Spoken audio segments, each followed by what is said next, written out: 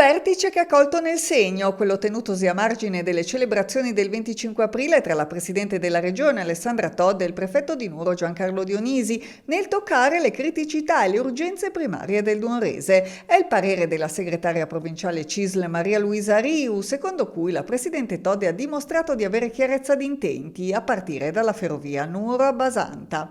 Il livello di gravità assunto dai problemi di questo territorio è scoraggiante, però è chiaro che l'energia giusta di una giunta che vede un rappresentante così di alto livello all'interno del governo regionale fa ben sperare, proprio perché è in grado comunque di dare una lettura attenta delle necessità, e così è stato, perché di fatto ha toccato quei punti nodali che anche come organizzazione sindacale CISL riteniamo fondamentali da superare.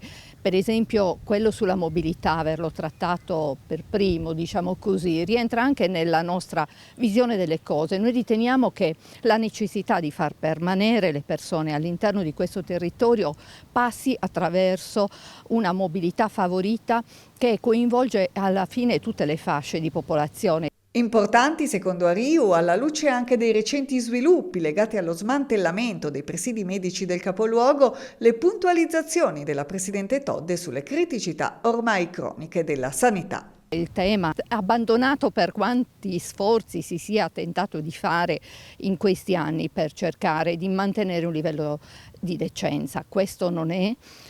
Molti sforzi vanno fatti e crediamo proprio che la sua attenzione a questo territorio giochi una partita fondamentale. Altro aspetto fondamentale che non vogliamo trascurare è quello formativo.